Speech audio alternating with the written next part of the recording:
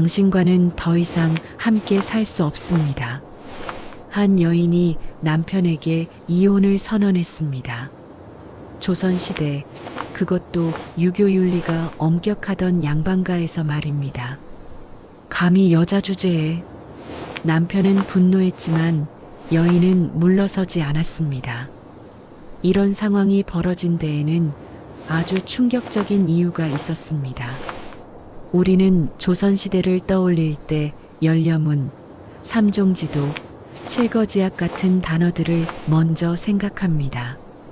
여성은 남편에게 절대 복종해야 했고, 한 번 시집가면 평생 그 집안 사람으로 살아야 했다고 배웠습니다.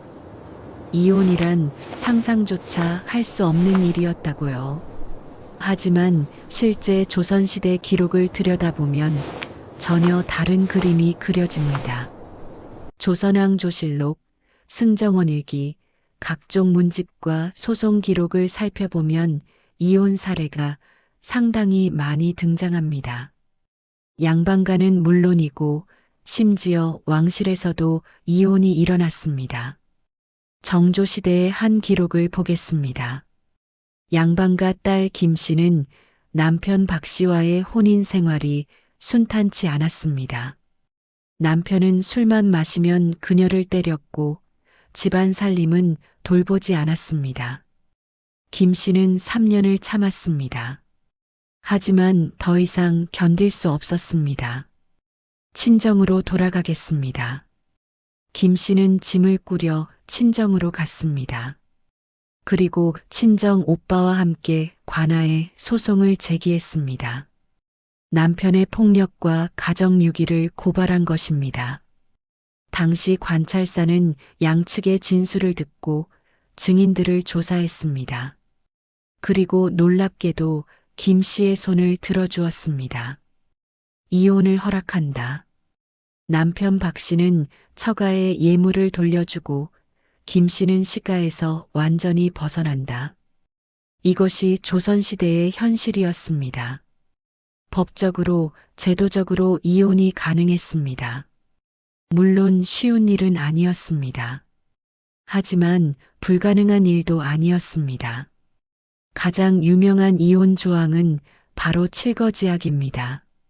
시부모에게 불순종하는 것, 아들을 낳지 못하는 것, 음란한 행실, 질투심이 많은 것, 나쁜 병이 있는 것, 말이 많은 것, 도둑질하는 것.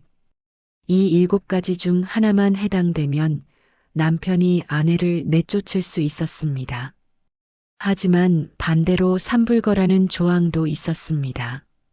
처가에 돌아갈 곳이 없을 때 시부모, 3년상을 함께 치렀을 때, 가난할 때, 혼인해서 나중에 부자가 됐을 때는 이혼할 수 없다는 규정이었습니다. 이 법들은 남성 중심적이었지만 동시에 여성을 일방적으로 내쫓지 못하게 하는 안전장치이기도 했습니다. 그런데 더 놀라운 건 여성 스스로 이혼을 요구한 사례들입니다. 조선 중기 한 양반가 여성 이 씨의 이야기입니다. 이 씨는 남편과의 사이에서 자식도 있었고 시부모도 살아계셨습니다. 그런데 남편이 첩을 들였습니다. 조선시대에 첩을 두는 것은 불법은 아니었습니다. 오히려 양반 남성들 사이에선 흔한 일이었죠. 하지만 이 씨는 참지 않았습니다. 저는 이 집을 나가겠습니다.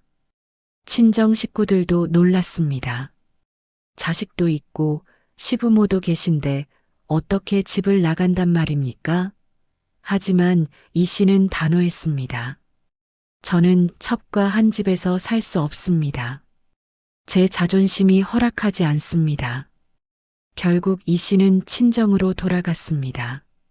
남편 측에서는 회유했지만 소용없었습니다. 결국 양가에서 합의 이혼이 성립됐고 이 씨는 몇 년 후 재혼까지 했습니다. 왕실도 예외가 아니었습니다. 조선 초기 세종대왕의 딸 정서공주는 2번이나 이혼했습니다. 첫 번째 남편과는 성격 차이로 헤어졌고 두 번째 남편과도 결국 파경을 맞았습니다.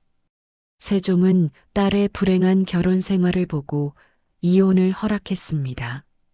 명종 때의 경순공주도 비슷했습니다. 남편 심의겸과의 갈등이 심해지자 궁으로 돌아왔고 결국 이혼 후 재혼했습니다. 공주들도 이혼했습니다. 왕의 딸이라는 신분이 오히려 이혼을 더 쉽게 만들었습니다. 왕실에서는 딸의 불행을 방치할 수 없었으니까요. 하지만 일반 양반가 여성들도 가능했습니다. 물론 쉽지는 않았습니다. 친정의 힘이 필요했고 명분도 있어야 했습니다. 그래도 불가능하지는 않았습니다. 실제로 조선 전기까지만 해도 재혼에 대한 제약이 그리 크지 않았습니다. 성종실록을 보면 이런 기록이 나옵니다. 요즘 양반가 부녀자들이 남편과 사별하거나 이혼한 후 재혼하는 일이 너무 많다. 이는 풍속을 어지럽히는 일이니 금지해야 한다. 왕이 직접 재혼을 금지하라고 명령할 정도로 당시에는 재혼이 흔했다는 뜻입니다. 조선 초기 재상 황희의 첫 번째 부인도 재혼녀였습니다. 당대 최고 권력자가 재혼한 여성과 결혼한 것입니다. 그만큼 재혼에 대한 거부감이 적었습니다. 물론 시간이 지나면서 상황은 달라졌습니다.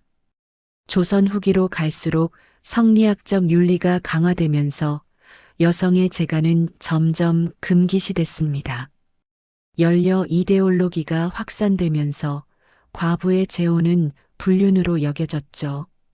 하지만 그럼에도 이혼 자체는 여전히 가능했습니다. 조선시대 이혼은 크게 세 가지 방식으로 이루어졌습니다. 첫째, 남편이 일방적으로 아내를 내쫓는 출처입니다. 앞서 말한 칠거지약에 해당될 때 가능했습니다. 이 경우 아내는 친정으로 돌아가야 했고 자식의 양육권도 잃었습니다. 둘째, 양가의 합의에 의한 이혼입니다. 부부관계가 파탄 났을 때 양가 어른들이 모여 협의했습니다. 재산 분할, 자녀 양육권 등을 정하고 문서로 남겼습니다. 셋째, 관할을 통한 소송 이혼입니다. 일방이 이혼을 원하지만 상대방이 거부할 때 혹은 재산 분쟁이 복잡할 때 관하에 소송을 제기했습니다. 실제 사례를 하나 더 보겠습니다. 영조시대 양반가 딸 박씨는 남편 최 씨와 혼인한 지 5년 만에 이혼을 결심했습니다. 이유는 남편의 무능과 가난이었습니다. 최 씨는 과거에 몇 번이나 낙방했고 집안 살림은 점점 기울었습니다. 박 씨의 친정은 부유한 양반가였지만 시댁은 몰락 양반이었습니다. 박 씨는 친정에 하소연했습니다. 이렇게 살다간 제가 먼저 죽을 것 같습니다. 친정으로 돌아가게 해주십시오. 친정 아버지는 딸을 데려왔습니다. 그리고 최 씨 집안에 이혼을 통보했습니다. 최 씨 측에서는 거부했습니다. 박 씨는 칠거지약에 해당하지 않습니다. 법적으로 이혼 사유가 없습니다. 그러자 박 씨 집안에서 관하에 소송을 제기했습니다. 내용은 이랬습니다. 최 씨가 가장으로서의 책임을 다하지 못해 딸이 고생하고 있습니다. 이는 사실상 가정유기에 해당합니다. 재판은 몇 달간 이어졌습니다. 관찰사는 양측 증인을 조사하고 최 씨 집안의 재산 상태를 확인했습니다. 결과는 박 씨의 승리였습니다. 최 씨가 가장으로서 책임을 다하지 못한 것이 확인됐다. 이혼을 허락한다. 단 박 씨가 가져온 혼수품은 모두 돌려받되 최 씨 집안에서 5년간 들인 비용도 일부 보상하라. 법은 공평했습니다.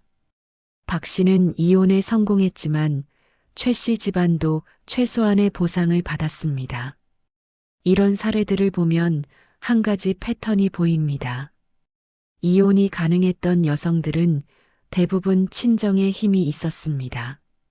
경제력이 있거나 사회적 지위가 있거나 아니면 강력한 가부장이 있었습니다. 반대로 친정이 약한 여성들은 이혼하기 어려웠습니다. 아무리 남편이 폭력을 휘둘러도 첩을 여러 명 들여도 가난에 시달려도 참고 살아야 했습니다. 조선시대 이혼은 가능했지만 누구에게나 공평하게 열린 권리는 아니었습니다.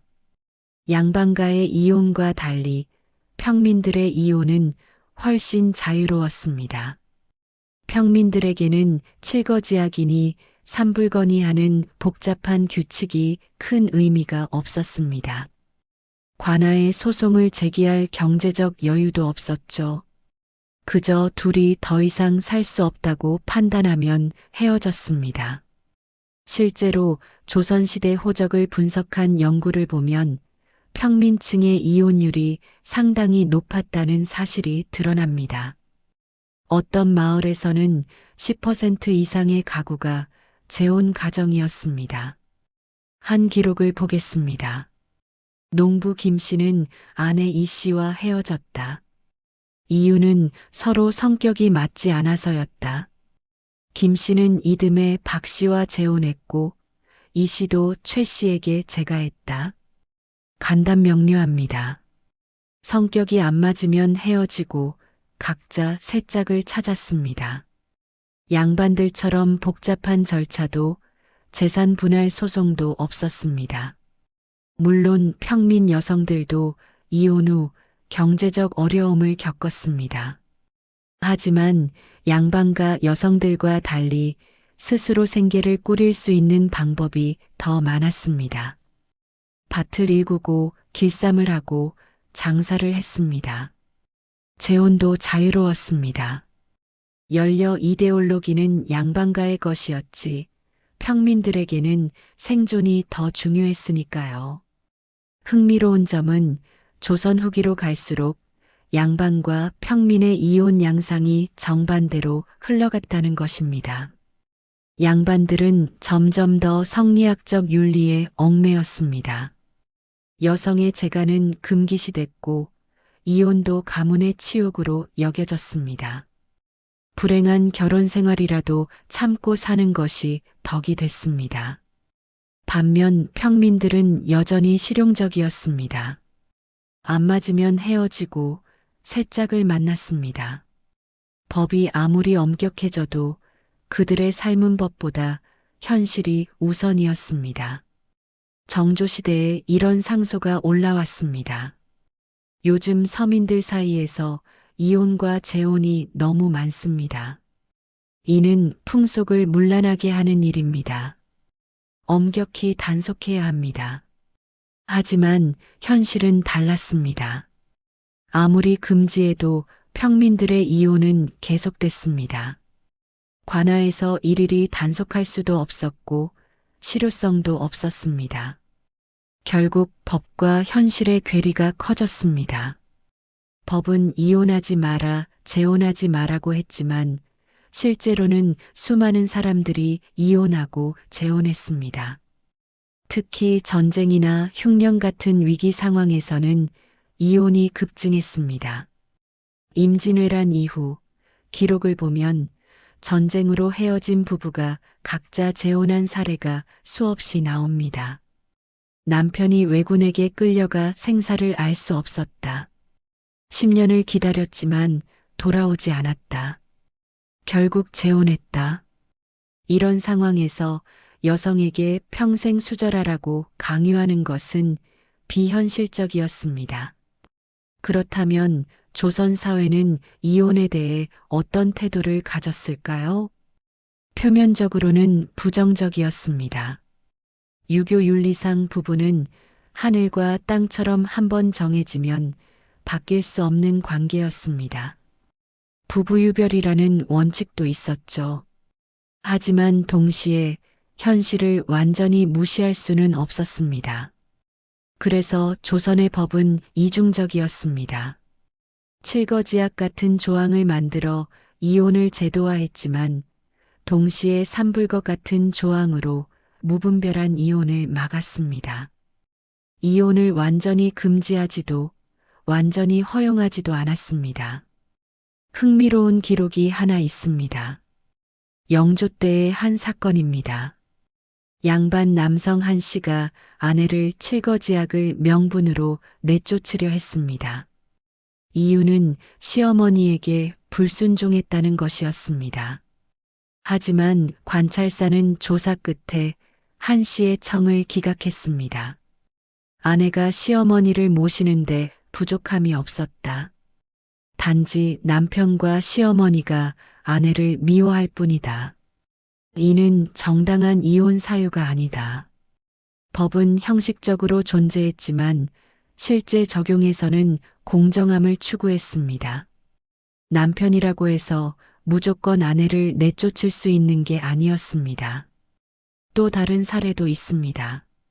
한 양반 남성이 아내가 아들을 낳지 못한다는 이유로 이혼을 요구했습니다. 무후는 칠거지약 중 하나였으니까요. 하지만 관아에서는 이렇게 판결했습니다. 부부가 혼인한 지 겨우 3년밖에 안 됐다. 더 기다려보는 것이 마땅하다. 또한 아내가 건강하고 젊으니 아들을 낳을 가능성이 충분하다. 이혼을 불허한다. 조선 사회는 모순적이었습니다. 이혼을 인정하면서도 권장하지는 않았습니다. 재혼을 허용하면서도 떳떳하게 보지는 않았습니다. 법은 있었지만 실제로는 집안의 권력관계와 경제력이 더 중요했습니다. 결국 조선시대 이혼의 본질은 이것이었습니다. 제도적으로는 가능했지만 사회적으로는 쉽지 않았습니다. 법적으로는 평등을 지향했지만 현실에서는 불평등했습니다. 양반에게는 체면과 명분이 중요했고 평민에게는 생존이 더 급했습니다. 우리가 알던 조선시대는 여성이 억압받고 이혼이 불가능했던 사회였습니다. 하지만 실제로는 훨씬 복잡하고 다층적이었습니다. 어떤 여성은 이혼에 성공했고 어떤 여성은 평생 참고 살았습니다. 어떤 남성은 아내를 함부로 대했고 어떤 남성은 아내를 존중했습니다. 역사는 흑과 백으로 나뉘지 않습니다. 조선시대도 마찬가지였습니다. 이혼이 흔했다고 해서 조선이 평등한 사회였던 건 아닙니다. 하지만 이혼이 불가능했다고 단정하는 것도 사실과 다릅니다. 역사의 진실은 언제나 그 중간 어딘가에 있습니다. 조선에도 이혼이 있었습니다. 생각보다 훨씬 많았습니다. 그리고 그 안에는 수많은 사람들의 선택과 갈등, 좌절과 희망이 담겨 있었습니다.